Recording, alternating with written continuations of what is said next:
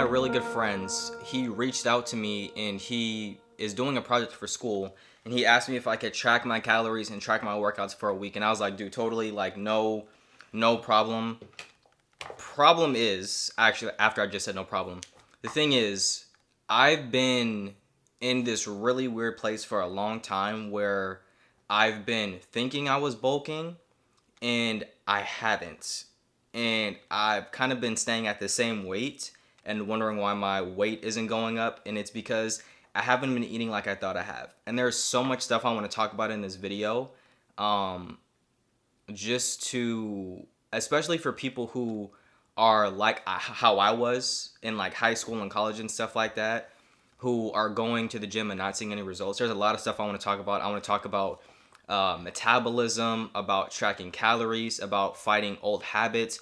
There's just a ton of stuff that I want to talk about in today's video. So yeah, moral of the story is, or just as we get into the video, make sure that if you are actually serious about your goals and if you are trying to get to a certain place, that you're doing the steps necessary to get there, and that you don't memorize the steps, but that you're actively doing those steps. Because I've been thinking, like I said, I thought I was bulking for the longest time. I'm like, oh, I ate this, I'm definitely good enough for today, I don't have to worry about eating again. And that is not the case at all, especially after retracking my calories after not doing it for a really long time. Even though you guys watch my full day of eating videos, and I even put a disclaimer in that video, I don't eat like that every single day. That's just one day out of the several other days of the month where I might eat something different for dinner. Pretty much my breakfast and pre-workout meal stays pretty much the same for the most part. I don't really see them changing anytime soon, but that could change also. But all the other 2 or 3 meals in between and at the end of the day kind of vary. And after re-tracking my calories for the past few days, I've realized I have a lot of work to do.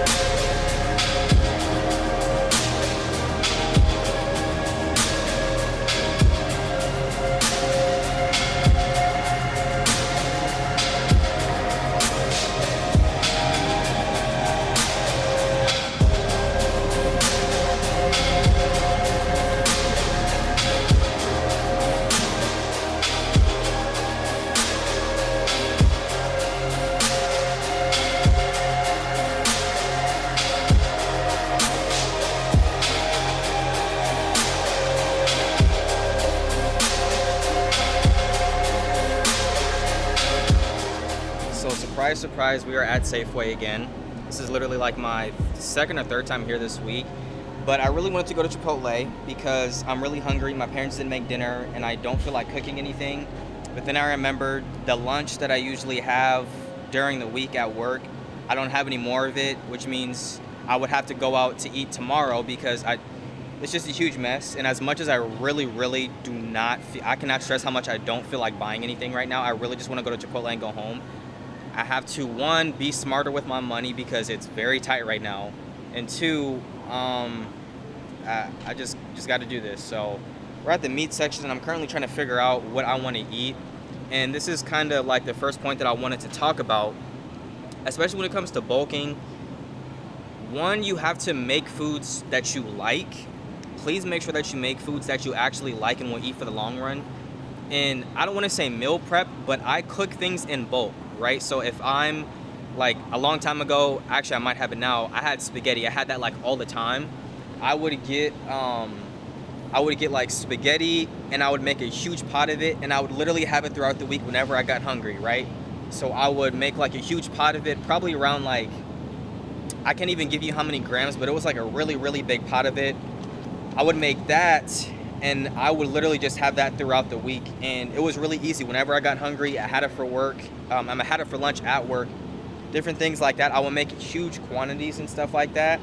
And the thing that I realized was if I made a really bulky, like really calorie dense meal and I ate it whenever I got hungry, it was a lot easier to get the calories in. So I don't know if you're struggling with that, but usually cooking in like huge quantities helps a lot with me.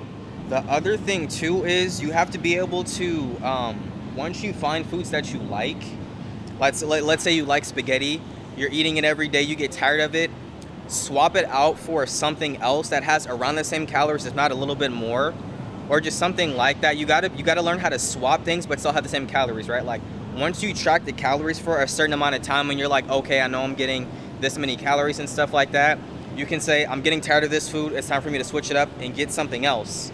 But you just have to make sure that it's still around the same, that thing looks thick, holy crap. You just have to make sure it's around the same amount of calories so that you're still in the surplus that you need. I made that mistake a really, really long time ago. So cooking huge quantities, cooking bulk and stuff like that. And then also make sure that if you get tired of a food, literally just swap it out for something else that has the same amount of calories, and you should be good for the most part. So the second thing, I'm at like the little like grocery aisle, the candy bars and protein bars and like the drinks and stuff like that. The other thing, and if you watched my grocery shopping videos and stuff like that, you know that one of the things that I used to always get is Cliff Bars, and two, the other thing that I used to always say and do all the time is liquid calories. Like these right here, literally like so perfect. I switched it up. I used to get like the 360 calorie ones that had 14 grams of protein. Now I get the 20 grams of protein just because I don't eat enough protein. There's no like real reason. I just want protein. I'm not cutting, so the protein isn't as important. It's more important for the calories, but it's just something that I realize makes it a lot easier to bulk. Is when you drink the calories, they digest faster. You don't have to physically eat something, and it's just way easier, right? So like one of the people that I'm training, he was saying, hey, I'm having a hard time like getting the calories in and eating. I was like, bro, no problem. Sent him a link to literally this stuff right here, and it changed his life, right? So when you're bulking, you got to make sure that if you haven't yet, incorporate liquid calories. Like in the last video I was telling you guys about the little shake that I made for breakfast, even stuff like that, drinking things makes it so much easier to get the caloric intake in. And it just changed everything for me. It's literally how I was able to gain as much weight as I have. Okay, listen. I know I said I was going to not get Chipotle and stuff like that. Listen, I still went to Chipotle. In fact, I got some ground bison I'm going to show you guys in a little bit. It is currently 9:41. I did not feel like getting home, cooking the rice, waiting for the rice to cook, cooking the ground bison or the ground beef that I got, waiting literally probably until like 10:30 until I can actually eat it and cool down, having to go to bed at 11, still having to meal prep for tomorrow. I didn't feel like waiting. I'm starving. So I just went ahead and got it. Like I couldn't resist, man. And it sucks because my budgeting has been really terrible lately, but dude, I'm hungry. I don't feel like waiting. I straight up just don't have enough time in a day to take time to cook, especially during the week, like Tuesday to Friday. I don't have any time. Like I'm literally about to get on my computer and edit for the rest of the night. Like this is just a life that I have. It's really, really hard to actually sit down and cook and find free time to meal prep throughout the week. Even on the weekends, I work 7 to 12, get home, go to sleep, wake up. Sometimes I have time. Mondays, I'm still editing and like I don't have a lot of time. So I just went ahead and got Chipotle, and I love it too because they just brought out the fresh rice literally as soon as I got there. So this is going to be fire, and I'm going to enjoy this. So I'll talk to you guys soon.